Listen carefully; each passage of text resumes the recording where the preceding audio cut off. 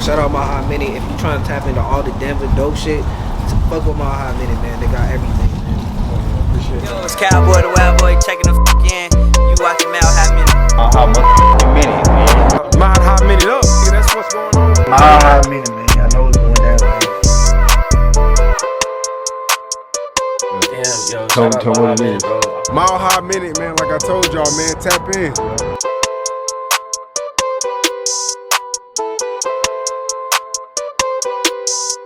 Mile High Minute, #1 podcast in the universe today. We out here in Phoenix, man. Shout out my boy ColFax. We just linked up in Phoenix. What's happening, bro? Shit, man. You know, just trying to stay corona free and shit, man. Sipping some hot tea, man, on this fucking cold fucking Phoenix day. This is cold. This is cold for Phoenix people, bro. It's funny, like I was about to say, like, it's cold for Arizona. Bro, sure. it should be funny because when like real shit, when it's like 50 degrees or like 60 degrees outside, you see motherfuckers walking around with Ugg boots, like North Faces and shit. Like, bro, it's not that cold, fam. It's not that cold. A winter day up in Colorado right now. If it was like this, we're wearing shorts, t-shirts, all that. Bro, right, man. Motherfuckers taking their shirts off and shit. Like, bro, like they can't, man. Motherfuckers can't wait to like change scenery and shit. You know what I mean? Hell yeah. All right, well let's start out. Let's just dive into your story a little bit, man. So where are you originally from? So I'm originally from Denver, Colorado. You know, born and raised. You know, my mom and dad, my dad, he from Pueblo. My mom, she from Mexico and shit, like straight, like immigrant, you feel me? So my brother and sister, they from over there, and then, you know, my mom got with my pops, and then, you know, she was trying to get a citizenship, so that's how that happened. Yeah. And then, you know, I was born and raised in Denver, Colorado. You know, I moved out to Arizona when I was 14 because my grandparents stayed out here. And so I, like every other summer, like I was either going out to like the East Coast to visit like my uncle, like in New York, or I was coming out to Phoenix and shit. So that's like what was going on. And like I used to hate coming out here for like summer and shit because like it's like 120 fucking degrees, bro. So like real shit, like I couldn't go outside. And then like I remember one time, like people always told me you could fucking make breakfast and shit on the pavement. So I got an egg one time and I legit cracked that shit on the pavement and that shit like fried. And I was tripping. I'm like, bro, bro, like on the fucking pavement. I was tripping. I was like, nigga, you can make breakfast on the motherfucking pavement out in this bitch, man. Like, I used to hate coming out here though. But I fuck with Arizona now. That's crazy. I was gonna say, I was wondering if you had some like East Coast, like New York influence, because I was listening to your music, your vibes, and your sound, and like I could see like the mix of like the Colorado, the Arizona, but also like that East Coast culture in a way. Definitely. That's really how I picked it up too. And like when I was younger, like you know, being influenced by my brother, that's all shit he was listening to was like, you know, Jay-Z, Nas, you know, 50 Cent, all that shit, and just like kind of like looking at the videos too, like. As a little kid, I related more to like the East Coast shit because it reminded me more back home, like, cause you know they dealing with snow and like wearing big ass jackets and Timberlands. Where as far as like the West Coast, they got palm trees and like nice weather and shit. So I didn't really connect with it too much, like as a little kid, like seeing it. Like I still fucked with it, but the East Coast shit made more sense to me because it seemed more relatable. Okay. So back in Colorado, you said you moved here around 14? Yeah, when I was 14. What were you doing in Colorado? Like, were you playing sports growing up? Oh yeah, bro. I was hooping at you remember the Glenarm? The Rec Center? Yeah, the Glenarm and Rec Center, like 5 points before they changed that shit to the Rhino District. They got a lot of shit they changed it up. Bro, they changed that whole shit. Like I remember I visited out there a few years ago, and it was crazy to see like how much of that shit has changed. So you know, back in Colorado, were you like hooping and stuff growing up? Yeah, bro, that was my first love was basketball, bro. So like I used to hoop for like different camps and stuff. I remember like hooping for like the Glenarm, like you know like 5 points and shit. Like different like basketball camps. I was doing the Chauncey Billups shit. Like when his camps, I was doing that shit. But that was like the first thing I fell in love with, bro. Was basketball. I was a little hooper. And then I got introduced to weed, bro, and I was just fucking up. I was just fucking up ever since then, bro. I was like, man, fuck basketball. I mean, it seems like Denver is just known for the weed. Like, that's how you, I don't know, like, it's just known for that. It's really easy to kind of get involved with that in Colorado. That's the funny thing. Like, after this shit got legalized, like, you know, like I know, like weed has always been like part of the culture, and like cops weren't really like tripping with you. Right, if you got caught with weed, it was more so like they was trying to attack you for other shit. Besides that, but if it was weed, cops was like, whatever, we'll let them slide with it. You know what I mean? I see that shit happen all the time with like my brother and his friends. Like it wasn't really getting caught up like that. You know? Hell yeah. So growing up, when did you start like getting into rap? Like shit, man. I think like ever since I was young, like, cause like culturally, like it was so diverse in my house. Like my dad, he was listening to like the all old school shit, like Boosie Collin and like jazz, like Miles Davis and shit like that. And my mom, she like the rock shit, like Guns N' Roses, like Kiss, like Led Zeppelin. And then my sister, she was always tapped into like all the 90s and like early 2000 R&B, and my brother, he was a hip hop head. So like when I was younger, I remember like when niggas had Walkmans, I remember the first CD that I stole was it was Wu-Tang 36 Chambers. And I was bumping that shit when I was going to school, and then like that's when Eminem was popping too, and like I literally was stealing my brother's CDs, like to the point where this nigga would like beat my ass for coming into his room because I was stealing all this nigga CDs and like going to school and shit. But that's around, so I think around that time I got my first Walkman when I was like 7. So like 7, so that's when I was really like getting tapped into the music shit. You know what I mean? Oh yeah, that's hard. So you were tapped in Colorado. Oh yeah. You were listening to music, started getting into it and shit like that. Bro, I remember going to the barber shop off ColFax and Josephine by East High School. That's where I used to get my hair cut at Hollywood's. And like the dude that used to cut my hair, this dude named X. Shouts out to X if he's still out there. I haven't talked to him for in years. But I literally like go to him and we just talk about music, and he just put me on, like he put me on to all like the cold shit. Like he put me on, he gave me like first person to put me on to like Too Short or like Little Brother, like all kinds of this dope shit. And I remember on that same barbershop, niggas was selling like the bootleg like DVDs and like projects, and that's when I first heard about like what's his name? We was talking about him on the phone was Trev Ridge. Yeah, Trev Ridge. Even Interstate Ike. I remember him coming up to the barbershop and like passing on his CD, but also Fat Lee and Hypnotic and fucking ColFax Cac, like way back. I remember them passing out their CDs and shit. I was gonna say, I'm glad you brought that up. I was gonna say, like, how was the Colorado scene back, you know, when you lived in Colorado, and like who were kind of popping and making noise and stuff like that? So when I left, man, I was like, let me think, it was like 2009, 2008. The only person I remember hearing about from the city that did music, was the last person I remember popping was like Interstate Ike and Young Doe, and like Fat Lee and Hypnotic. Those only people I knew. And like you know, just being biasness and, you know, being from like a small market like Colorado, like seeing that shit, I was like, of course I'm gonna support them and like want to like fuck with it, you know what I mean? But that's who was popping around that time. So so you're 14, this is around 08, 09, and you decided to move to Arizona with your family. Why'd you come to Arizona? So what happened was, man, my mom, she lost her job. You know, this is around like what's it called, recession? When recession and shit was going on, like everybody was losing their house, and you know, my mom, she lost her job, and like I was like kind of already like doing dumb shit, like getting into trouble. So my mom was like, we gonna take your ass to Arizona so you can like calm the fuck down. And it was, you know, we just needed like a fresh start. So that's what ended up happening while we moved out here. And plus our grandparents, like my grandparents on my mom's side, they stayed in Arizona for like forever. So we was just like, fuck it, we just gonna move out here. I was upset because I just came out here to visit, and my mom just drove out here and was like, we live here now. And so I didn't get to say bye to like none of my friends and shit. So I was pissed. I was fucking pissed. How was that, like, you know, bro, that transition at like somewhat of a young age? It was rough, bro, because like, you know, I was 14, so that's when you like going through puberty and like and you thinking you grown and shit. So like I started like just getting in all kinds of trouble. I turned it up even more when I moved out here. I was just a fucking knucklehead, to be honest with you. Like, I feel like any like decently big city like a Denver or Phoenix, there's some shit to get into. Oh, for sure. Bro, fuck yeah, bro. Fuck yeah, nigga. Like, so out here, like, what was kind of like the beginning stages of you like building a rap career and like start making music out here and stuff? So it ended up happening like we was talking about before. Like I was always a fan of this shit, and I always had like a curiosity about the music. Like I was always like a super fan. I remember I went to the park one day, and I was trying to get some weed, like because I just moved to these Yeah, I just moved to this like little apartments. So I went to the park and shit, and I was like still trying to be on my basketball shit. Yeah. And I seen some kids up there around my age, and I'm just like, fuck it, I'm gonna go ask them. I was like, yo, like y'all know where to get a dub at? Like, some weed.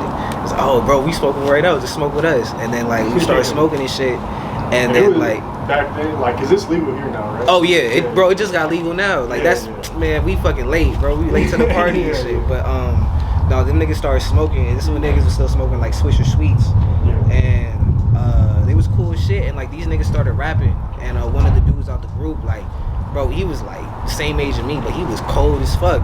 And then like I was spitting my little shit on, oh, he was dope, but and he was telling me like, yo, like my dad like owns a studio or whatever. And I'm sitting here thinking like, I'm kind of like what's it called, realistic. When he said like a studio, I'm thinking like this nigga has like some whack ass setup in his house with like a USB mic or a microphone. But then he took me, and it was like an actual studio, like a real like nice ass studio and shit. Phoenix? Yeah, in Phoenix. It's not that far from here. It was like off 21st Ave in Peoria. Okay. And that's kind of like what started it for me. And then it just became like I would always make that joke with my homie.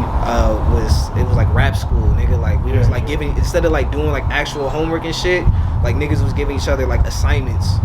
Like, oh bro, you gotta write a verse like this, or like we was always like critiquing each other's shit, and so we could get better. So that's how it happened.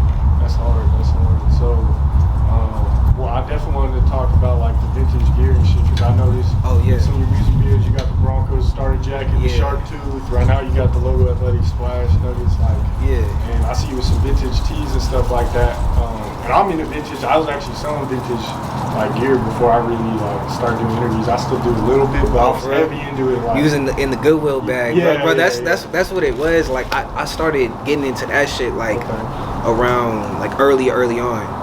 Cause like, you feel me, like not saying that niggas was poor or no shit like that, but it was just like I felt kind of fucked up asking my mom for a certain amount of money to buy like Jordans, like buy nice shit. So my homie, he put me on the Goodwill and shit, and I remember I was going through there and I found like a starter crew neck, and it was like $2. And I was like, bro, ever since then I was like, bro, like I'm never fucking I'm like, I'm not fucking with the mall like ever again. Like I'm just gonna cop all my shit from here. So that's how I fell in love with it.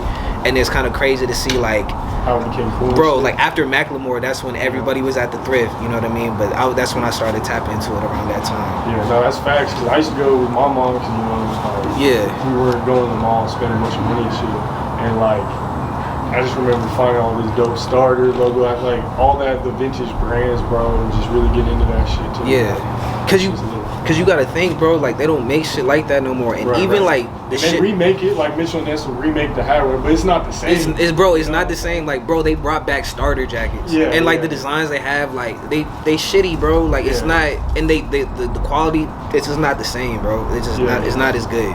For me, like shit like that is timeless. Like they made that shit to like stand the test of time, you know. And it's worth good money, bro. Like even to this day, you can sell all that shit on eBay, you know. Bro, I fucking, the other day I found a Star Wars fucking sweater from like the 80s at fucking Indian thrift for like $2, bro. And I seen the prices for that shit. That shit's like a $200 sweater. Oh yeah, easy. I was like, oh yeah, bro. I can't tell you how many crazy flips I've had from the thrift. But I definitely want to talk about that because like I noticed that in your videos. And I want to transition into like your songs too, because I hear like somewhat of a vintage like 90s sound too in some of your music.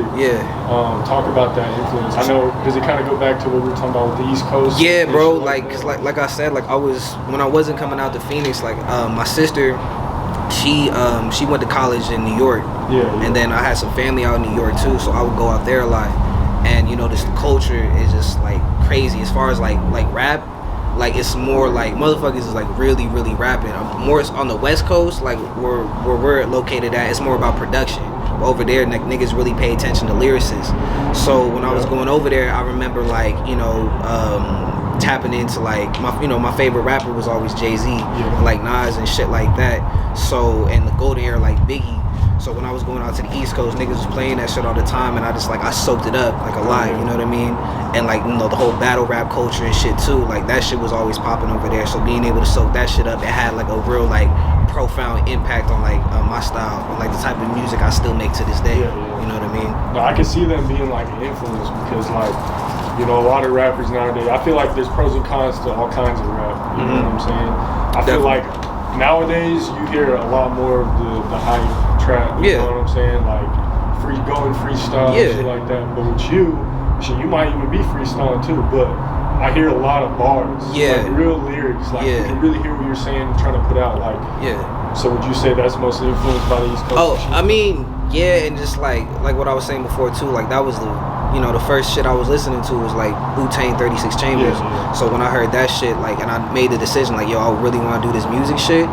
That's like the roots I wanted to stick with, like being like a true lyricist and actually like, if I'm fucking spend 3 minutes of my time talking about something, I want to make sure it's actually making sense and like something that's actually getting conveyed to the listener. Like it has a message behind it. So that shit was like always like to the forefront and the most important thing for me. So do you write your bars or do you just go freestyle? So I do both. Most of the time I write. I write my shit, but like sometimes for like hooks, I'll freestyle them, or like certain bars, like if I go to a studio session and like I don't have all my shit done, sometimes I'll freestyle the rest. But I'd say about 95% of the time, bro, like I'm going in there with written shit, because I like to be prepared, bro. Like I'm fucking practicing my shit like a lot before I get to the studio.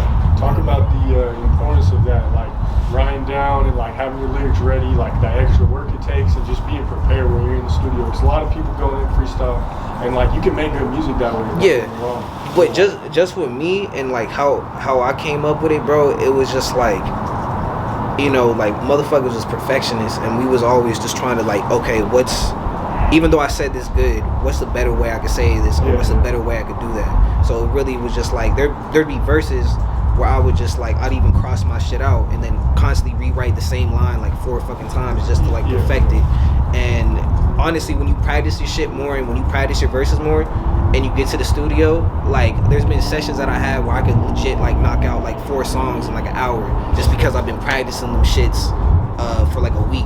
And then when I get into the studio, studio time isn't fucking cheap, bro. And I don't like wasting my fucking time. So when I get in there, I want to be as effective as possible and get as much work done as possible. So that's really how that shit like came into play, like practicing my shit so much. So you're really like doing really good by saving time and money. Yes. You know what I'm saying? Being prepared when you go in the studio. I like that. Because like, when you can easily waste time in the studio. Bro, right. When you getting fucked up, you got the shorties coming through, like you're getting high. Like to be honest with you, bro, I don't do none of that shit when I go in the studio. I wait till after. Like I don't shit on anybody that does do that, because that might be people's process. But with me, I treat that shit like a job, bro. I'm just trying to get in, get out, and just get the shit I need to get done. Get that work done. Exactly. What's some like similarities and differences between and I know you moved from Denver a while ago, but like what's some of the similarities and differences that you may see now between like Denver and Phoenix when it comes to the rap scene and the music scene? Even though like we was talking about like before, like even though it's came such a long way, and like there's a lot of talented artists in both Denver and Phoenix and Arizona and Colorado, there's still like, I feel like what the similarities I see is like that motherfuckers is lacking as far as like a good business sense. Being like really treating this shit professional. No, for sure. Because that's where people kind of like shoot themselves in the foot, where they just think like, oh, like I'm the shit just because I'm talented and I can rap or I can sing. It's like, bro, you don't realize there's so much other shit besides that. You know what I mean? Like people don't realize, like, no, bro, it's about like your branding and how you look and shit that you're posting, and like how you network and relationships that you build with people. A lot of artists I've met in Arizona and Denver, they don't really think about that shit. They just like, oh, like I got the look and I can rap. It's like, nah, bro, it's way more than that. Business. Exactly. So that's the similarities I see. I feel like the other similarities I see too, I know it's more so negative, but no, you're good. It's like small-mindedness. Oh yeah. You feel me? Like definitely. Motherfuckers is too worried about being, I'm the best rapper from Denver, I'm the best rapper from Phoenix, but in actuality, bro, like, ColFax is a small fucking place in the world. You feel me? Phoenix is a small place if you think about the grand scheme of things. So you gotta think like, what could I do to have not, if I'm talking about some shit that's happening in Denver that people in New York or people in Miami can relate to, or like fucking Omaha, Nebraska, some shit that they can relate to. Because the minute that you're able to cross that parallel where they realize, oh shit, their shit's not that much different than our shit, then they're like, oh, we fuck with that, and then that's how you fucking go to that next level. You You know what I mean? So that's the main thing that I wish more like artists from Arizona and Colorado would keep in mind. For me, like fuck trying to be the best artist. Like think bigger than that. You know what I mean? That's some real advice, because I've done a lot of interviews with artists from both cities, and they kind of say something along those lines. And I've noticed in some of the clubhouse little groups I've been networking in, like we've been talking about, okay, how can the Colorado scene grow? I feel the same way about Arizona. Well, people really got to start networking outside of the state, thinking bigger, like you said, not necessarily trying to be the biggest in their state or their city, really just networking, going to different cities. Hey, you know, this is what's going on here. And like you said, you know, ever since I started going out to like Texas and other markets, like people will start tapping more into the home market, and they realize that there's a lot of hard, talented music out here. It just hasn't had the exposure, you know, and that's Texas or LA or New York or something. And that's kind of like the fucked up thing at the same time, because like I always talk to my homie about this shit. I call it niggas have biggest midget syndrome. It's like, bro, like, okay, like I'm the tallest midget, but like what does that really fucking mean? You know what I mean? Or like what you saying, like going to these different places, like, you know, I've been to like Philly, I've been to Miami, I've been to New York, and the crazy thing is when I go to these cities, they show me more love than any love I've got out in Denver or any love I've ever got out in Arizona. That's real. You know, which is crazy. But then like the crazy thing is, like every time you hear this shit all the time from so many different artists, every time they blow up other places and they blow up everywhere else, then everybody from home fucks with them after they blow up everywhere else.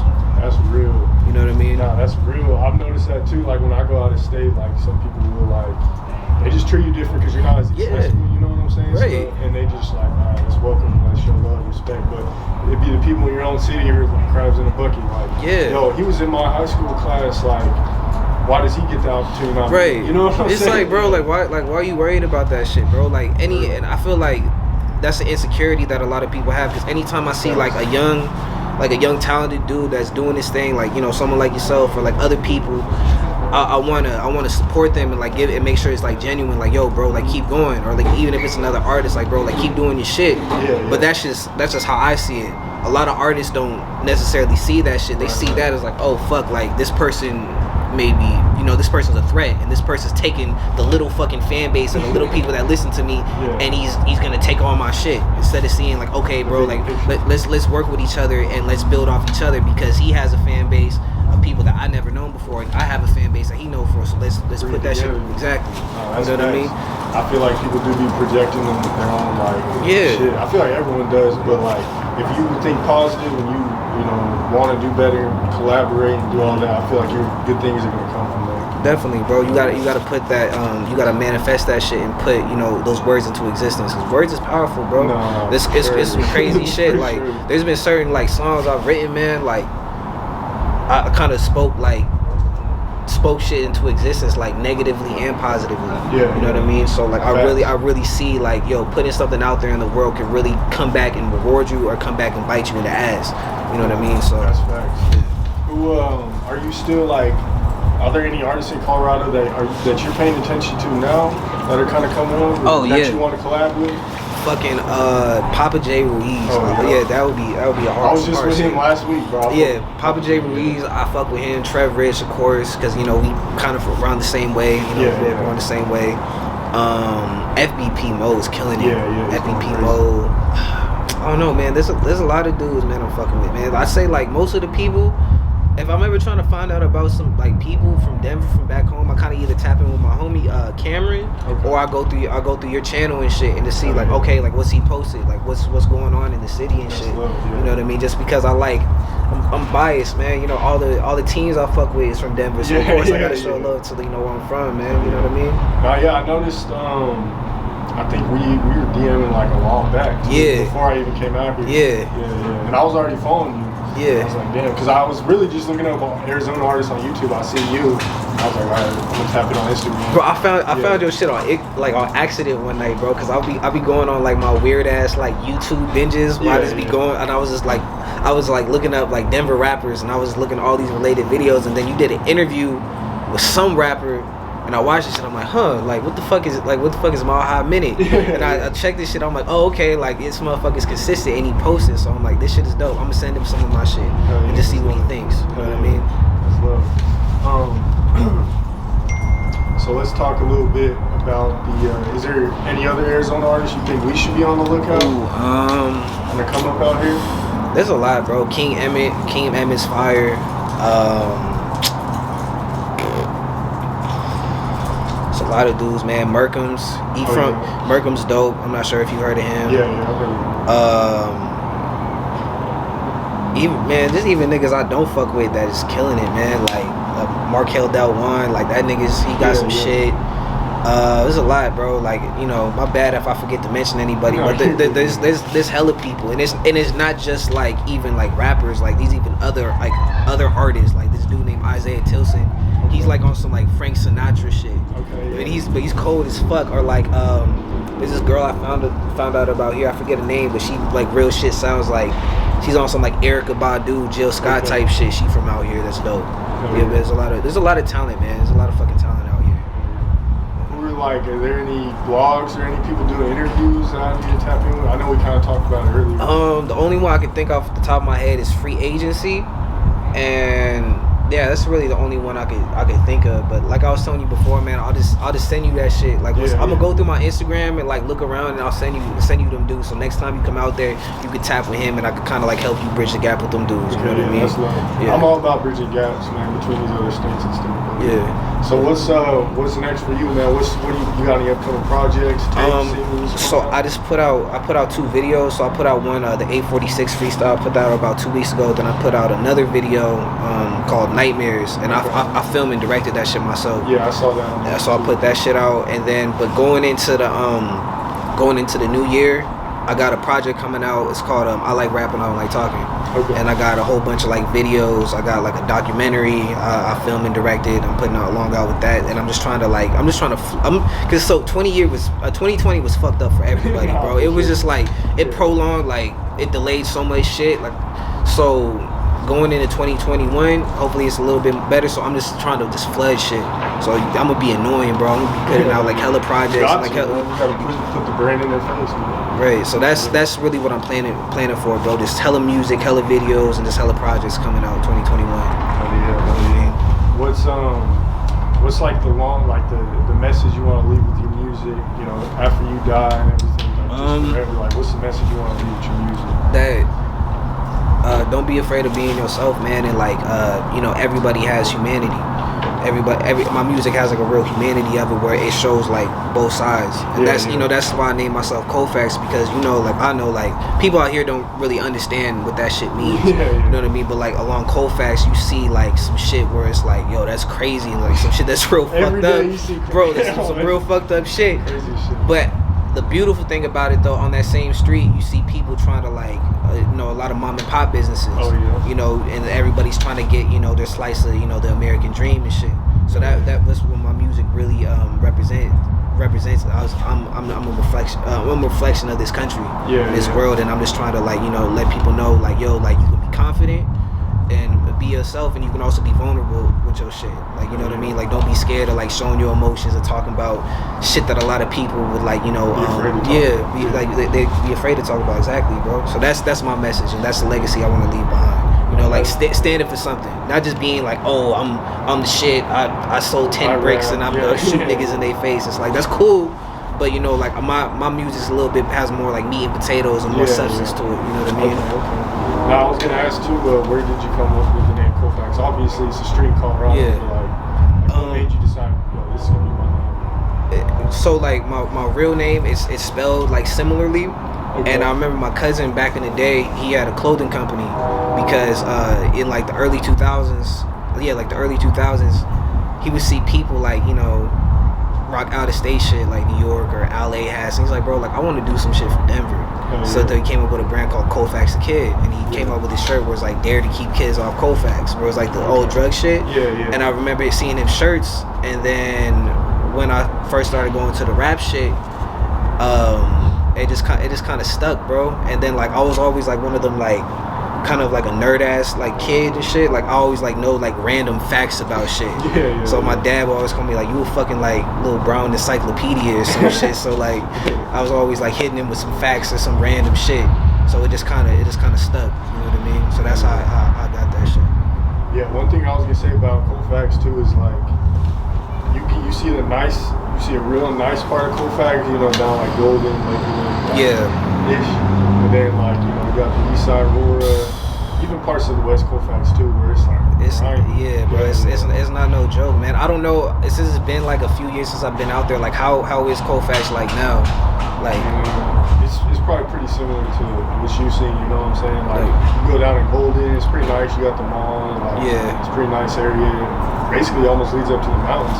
But then the East Side, you know, bro, just like grimy, bro. You see the most random shit. I remember one time, my dog Polo from Aurora, he had a video of some like crackhead with like a bird in a pizza box, like a dead bird in a pizza box.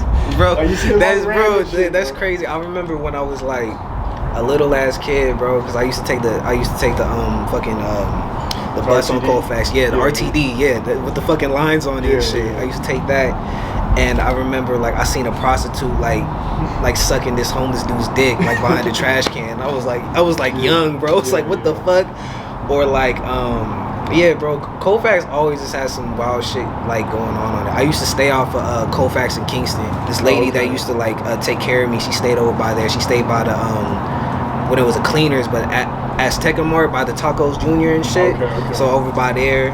But yeah, man, ColFax always has some crazy shit going on. Bro, you know what I mean? Like it's like every time I like want to laugh or like see some shit, I go along ColFax and just be like, let's trip out. You know what I mean? People just like right there screaming and shit, just out of nowhere. Bro, all the fucking time. I've seen for Chiba Hut, everything.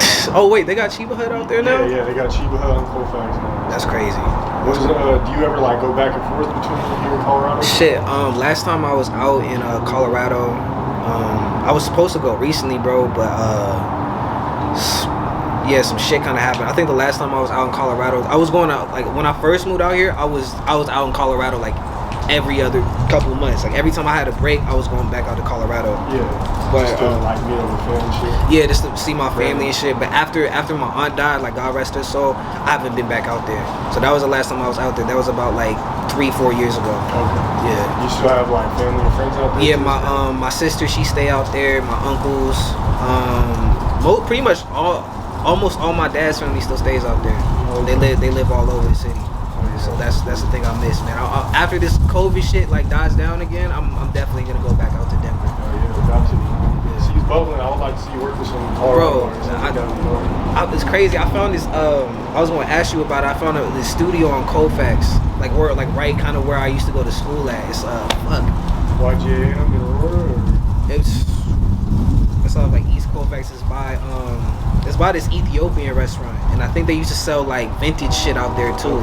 Yeah, well, I forget the name of that shit. When I find the name of it, I'll send it to you and be like, yo, like tap in with these people.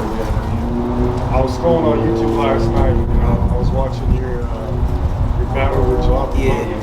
Oh yeah. How did first off, one thing I have noticed that I think y'all got and Denver doesn't is a battle rap. Yeah. Like I don't know. I mean, I'm sure there is something like that in Colorado. I just haven't really tapped into it yet.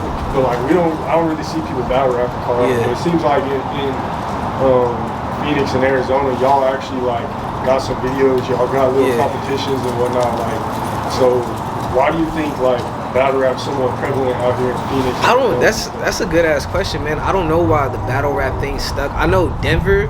I know they had some shit in Pueblo. It's called like the box thing. And there's a few dudes from Denver that was doing it, but I think kind of like fell off. Yeah. But in terms of out here, like I don't know, like it just kind of stuck.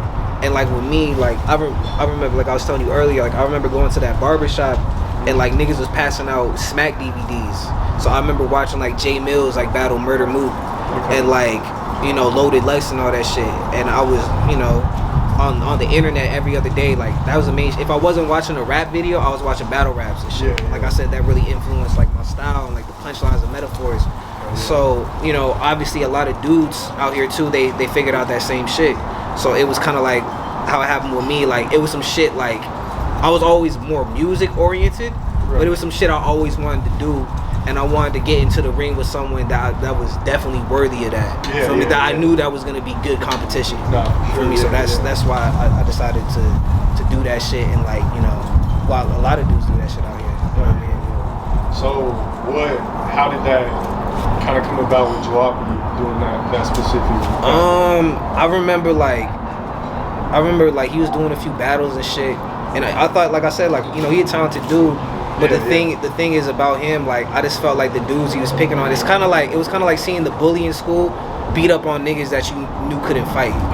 So I was just like, come on, bro, like, let's really do this shit. For a while he was ducking me, and then fucking Capo, he knew him, and we was talking and shit at the time. He set the shit up, and we did a 1-rounder. And then, like, you know, it was, I'm proud of what I did. He did his thing. He had a good performance and shit. But there was like a lot of like funny shit that happened behind the scenes.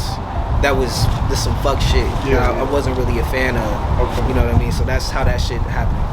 I wanted to. It seemed like there was like it almost reminded me like a boxing match almost, because there was like that lead. What was it called? The lead up, like we all kind of talk smack on the. Oh yeah. Was that like? So that was Jalopy's idea, but he got that shit because URL and other battle rap platforms do that shit. They do like face-offs where like niggas, where niggas like talk shit and then they get into the ring. But it's like, you know, I'm not really. If we wanted to do that shit, I was like, all right, whatever. Like, we'll talk shit and then we'll do it. But you know what I mean? Fuck it. Okay. Yeah, I was so interested in that because I was like, I ain't seen that before. What'd you think about the battle?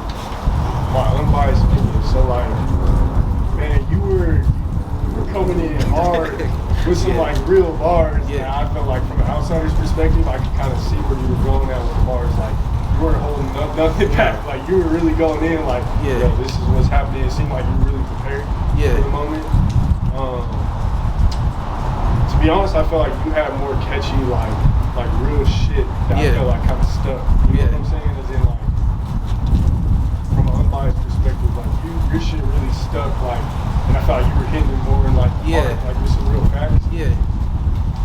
Where I felt like he did a little better at was when performance-wise, the performance, his when performance you pulled was up the video, that was hard. So it was really, it's hard for me to really pick a winner because I felt like it seemed like you were the away team, like, bro, and that's territory a little bit. And that's the thing, like, listen, man, I'm not gonna make excuses about myself and be like, oh, this happened, but like, you know, like going into there, like I literally showed up. It was me and 2 people that went into a house with just him and his niggas. And then the other thing is too, like, that was my first battle. Like, I never done no type of, like, I battle niggas at house parties and shit, but that was like my first battle. And like, you know, there was like watching this shit back, there's a whole bunch of shit I would like to change, like performance-wise, that I know I could have like did a lot more effectively.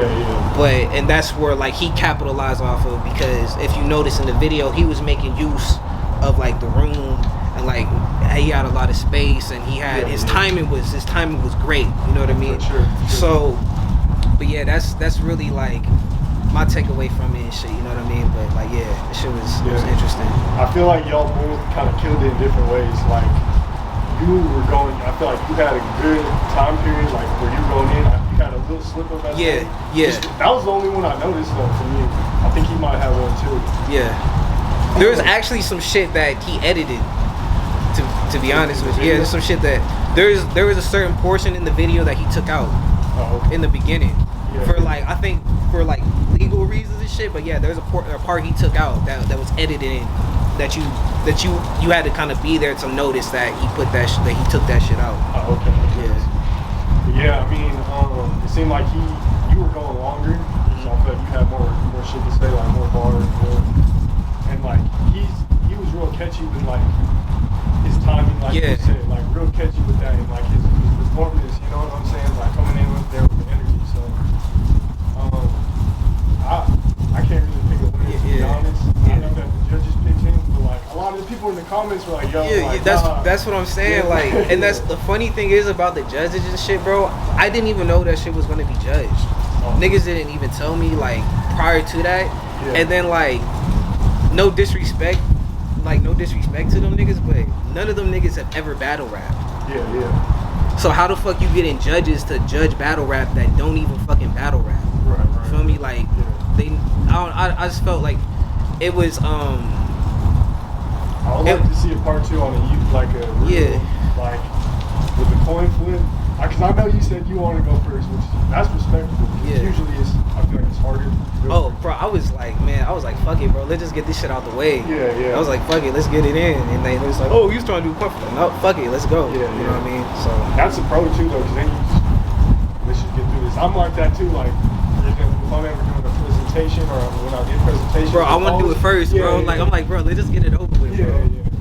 But I would like to see a round 2 on like a venue or some crazy shit. Yeah, that's the thing that me and him was talking about after this shit out, because we was chopping it up after, like, nigga, we could have sold tickets to this shit.